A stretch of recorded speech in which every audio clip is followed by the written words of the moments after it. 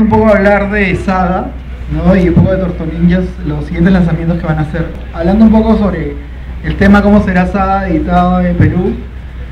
A partir de la quincena de diciembre va a salir Saga en formato comic book, ¿no? De 24 páginas, formato grapa, también se le conoce, con distribución en kioscos, ¿no? Y la idea es que una de las cosas interesantes es que el primer número va a tener una portada alternativa que va a ser la imagen de Hazel, ¿no? Una de las protagonistas, en la que sale siendo amamantada por su madre, que es la portada del número de Lux, que ha sido hace poco editado en Estados Unidos, ¿no? Se prevé que en el futuro hay una posibilidad de sacarlo también en tomos, pero obviamente va a depender de cómo funcione el tema de la colección, ¿no? Particularmente, bueno, aquí con Víctor Casayo y con Miguel somos súper fans de Saga, por eso estamos aquí y queremos un poco que para la gente que no conoce Saga conozca la historia, ¿no? Y también para la gente que ya conoce Saga un poco de compartir este gusto por esta serie que realmente personalmente me ha dado ánimos de leer más ciencia ficción, ¿no? Yo creo que es súper refrescante cómo trata la historia y todos los personajes son súper interesantes, ¿no? Entonces, no sé, creo que Víctor quería aportar una cosa para empezar con el tema de Saga. Bueno, gracias en primer lugar por la invitación para comentar esa historieta que, como dice Chiqui, en verdad uno le devuelve la fe en no solamente temas, sino narraciones y editoriales que retoman narrativas que parecen ya como gastadas, y sin embargo uno lo sorprenden, ¿no? Además de lo que significa el esfuerzo de una editorial peruana para traer una serie actual que la está rompiendo actualmente en Estados Unidos, ¿no? Hablar de Saga tiene lo sencillo, digamos, que los que conocen la disfrutan y la conexión es inmediata, ¿no? Y tiene la complicación que es muy difícil decir algo original porque no solamente los autores sino los editores han elaborado toda una reflexión sobre las referencias en clave de mate de risa, ¿no? De la aventura de Saga. El propio autor refiere a Star Wars y los ratos donde no podía atender su clase de matemáticas sobre cómo alucinaba la historia de esta pareja y lo que sucedía en medio de la guerra, ¿no? Yo cuando terminé de leer el primer volumen que me prestó aquí Miguel Carguayo, que es mi dealer para lo mejor que se puede leer en cómics actualmente, yo decía, pero ¿por qué me he matado tanto de la risa y por qué esta serie me parece tan como inevitable de compartir con otras personas, ¿no? Y entonces se me ocurría una referencia que no he encontrado, pero para mí es evidente, ¿no? Que me parece, no es que yo defienda que esta es la referencia, sino que lo que quiero decir es lo personal que ha sido para mí la lectura, ¿no? Era algo así como el universo de Modern Family habiendo visto toda una temporada de Galáctica, ¿no? ¿Por qué? Por todas las dinámicas familiares, ¿no? Y no solamente lo que es la familia, la responsabilidad, sino todos esos desconciertos, bromas, absurdos, fallas, temores, pero en medio de un contexto donde la gente vive cuestiones reales, ¿no? Y que en nuestro mundo pueden ser, bueno, en nuestra sociedad pueden ser, bueno, la pobreza, la violencia cotidiana, el tráfico, la corrupción, la falta de respeto, etcétera, ¿no?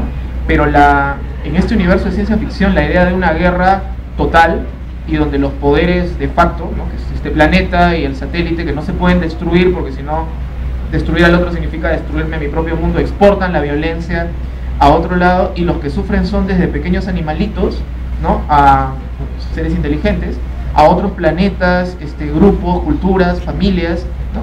Y lo que vemos es la pequeña historia, ¿no? De Alana y Marco, ¿no?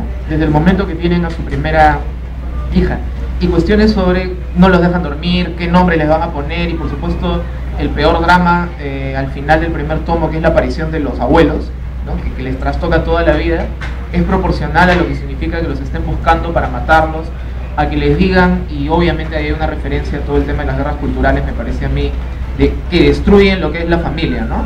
Que dos personas que son completamente diferentes se junten, vivan y digan que se quieren cuando se deberían odiar, y que encima tengan un hijo o una hija, resulta odioso y abominable. Bueno, creo que eso habla de los debates que tenemos hoy en día sobre la unión civil y tal, ¿no? Entonces, creo que a diferencia de lo que estoy diciendo, que soy consciente, sonar a simplemente un relato de temas y a una preparación de sermón, Yo creo que la gran virtud de Saga es convertir esto en una narración, ¿no? Y la narración además en la voz de Hazel contando, por ejemplo, decir, sí, mis papás tenían sexo, ¿no? Y si te escandaliza ver eso en un cómic que tus papás te trajeron al mundo con su voluntad nada más, ¿no? Una cosa así, me parece que es muy raro últimamente ver a un cómic que en verdad apueste por narrar, ¿no? Y que apueste por narrar al lector y no solamente enseñarle cuánto más sabe dibujar o cuánto más ha reflexionado el autor. Creo que el título está muy bien puesto porque, aunque puede sonar pretencioso, la saga de cada persona es finalmente salir al mundo desde su propia familia, quizás formar su propia familia y encontrarse con otros, y en un mundo real donde la gente muere, la gente es corrupta, la gente no le importa muchas veces lo que uno haga, y también te encuentras con gente que no inmediatamente es la más simpática o moral y hace parte de tu vida, ¿no? Creo que la capacidad de convertir eso en dibujos, diálogos y un ritmo narrativo verdaderamente notable, y comentábamos además muy considerado con el lector. Hay otras series, mencionábamos como por ejemplo The Unwritten, que son tremendamente talentosas, universos sumamente complejos, culturales para los que les interese ese tipo de referencia, y sin embargo Saga logra una historia no menos profunda y que en ningún momento hace sentir al lector como alguien que necesita ponerse a la altura de lo que han logrado este par de autores, ¿no? Entonces es lo que yo podría comentarles sobre lo que he gozado de esta serie y mi entusiasmo en que se pueda publicar en el Perú y que pueda tener lectores y lectoras estén dispuestos a disfrutarlo y también a compartirlo, ¿no? Porque compartirlo, y sobre todo con chicos y chicas más jóvenes, va a ser inevitablemente tener que conversar con ellos de estos temas, ¿no? Y a mí me parece que es algo que hace muchísima falta actualmente, como hacen falta historias como esa, ¿no? Entonces, por eso, muchas gracias a la editorial que hace posible esta experiencia.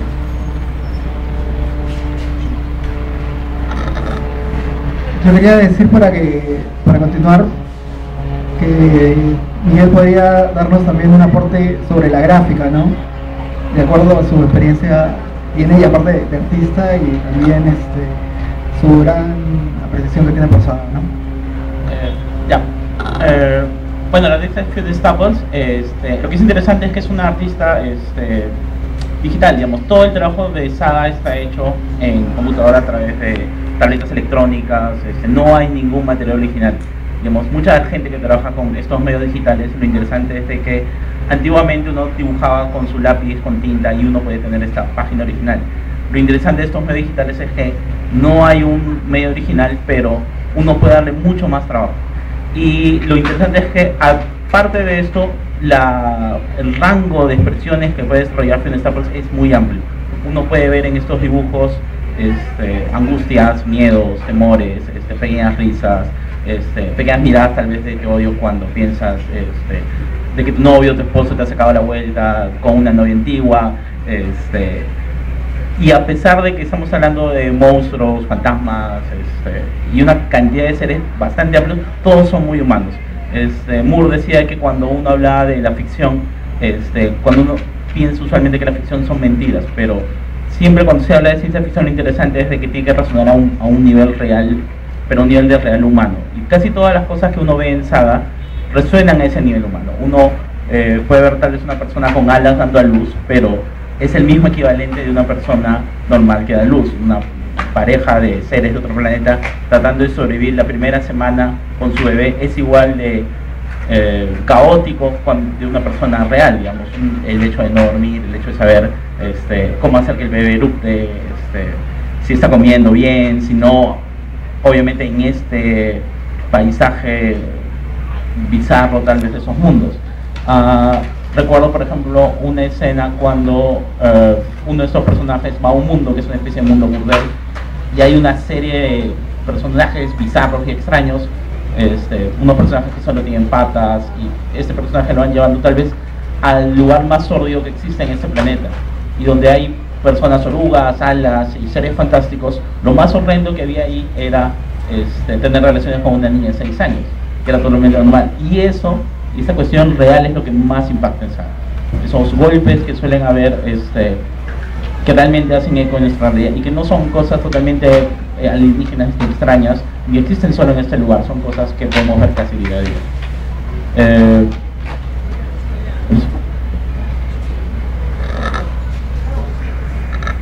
Otra cosa que me parece muy extraordinaria de Saga es la particularidad de los personajes, de todos los personajes, que tanto los principales como los secundarios son de una gama increíble, ¿no? Generalmente a veces en las historias un par de personajes son complejos y el resto como que están de cartón y que pasan, ¿no? Son como los Stormtroopers, así que 1, 2, 3, no, aquí hasta creo que hasta el personaje secundario más pequeño es interesante, ¿no?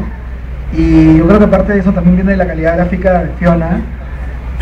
Y una cosa que también estábamos justo comentando antes de venir aquí es que una cosa que también hace Saga muy bien es que si bien toca temas grandes, ¿no? Grandes temas como el amor, la guerra, el dinero, mil cosas súper interesantes, que no lo hace de una manera, no te sermonea, ¿no?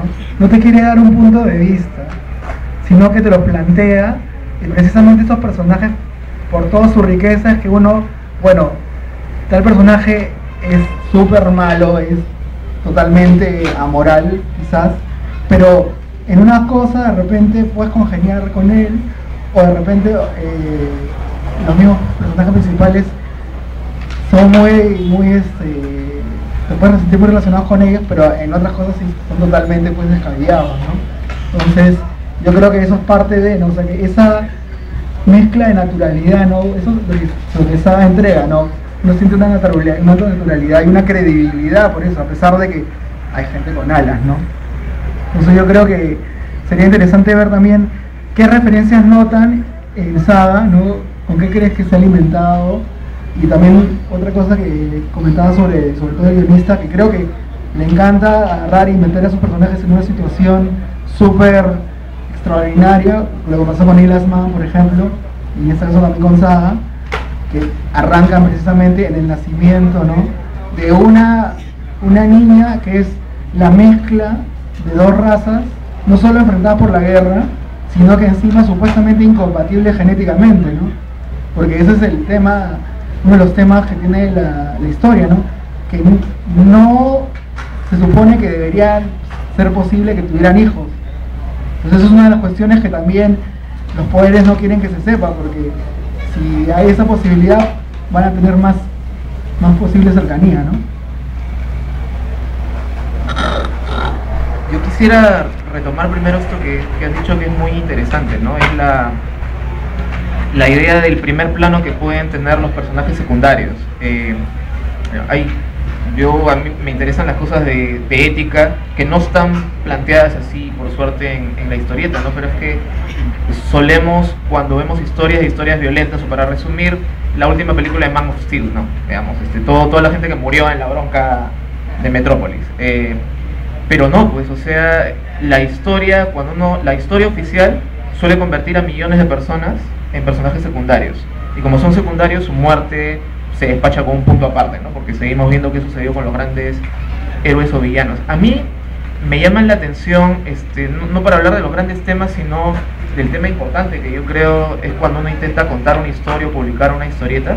Son dos personajes secundarios que a mí me parece que encarnan la genialidad y la, no sé si novedad, pero la apuesta narrativa, ¿no? De los dos autores, que son, en primer lugar, Isabel la fantasma, ¿no? La niñera.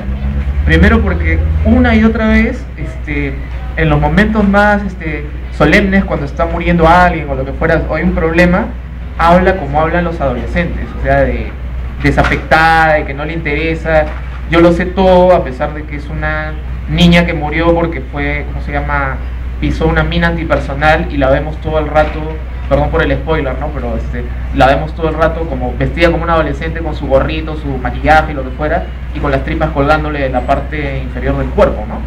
Es bien cruda la imagen, pero es un mate de risa, ¿no? Y el otro personaje, que solamente dice una palabra a lo largo de toda o sea, es una palabra pero la repite, es el gato, ¿no? Lion Cat, el gato de The Will, caza recompensas, ¿no? Porque a mí me parece que tiene que ver con esta cuestión de te pueden hablar de lo que significa traer una vida al mundo, pero que cuando tienes un hijo no tienes tiempo de hacer metafísica sobre eso porque hay que cambiarle los pañales, ver que eructe, etcétera, etcétera, ¿no? O estás hablando de la guerra, y no puedes dejar de olvidar que las personas que hablan tan pomposamente de la guerra tienen problemas en su casa, tienen fantasías homosexuales, que es lo que sucedió con el problema de la censura parcial y temporal que tuvieron en la distribución por Apple de algunos de los números estos, ¿no? Entonces es una y otra vez tratar de quitarle, yo creo que no seriedad, ¿no?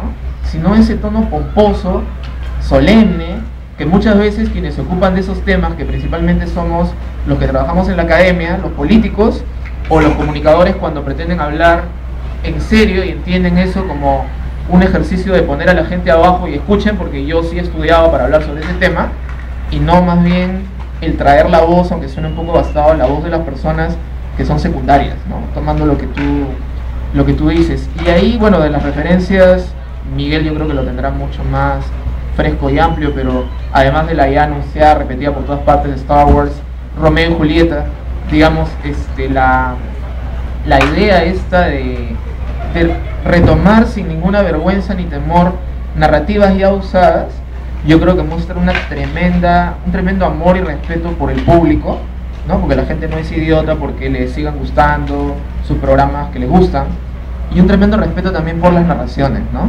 O sea, no es, en la época que vivimos ya no se trata de inventar de la nada algo completamente nuevo, ya visto toda esta idea de la originalidad absoluta, sino confiar en que las narraciones, si dicen algo es porque nos lo pueden seguir diciendo, y porque gracias a que han dicho eso es que ahora nos interesan otras historias, ¿no?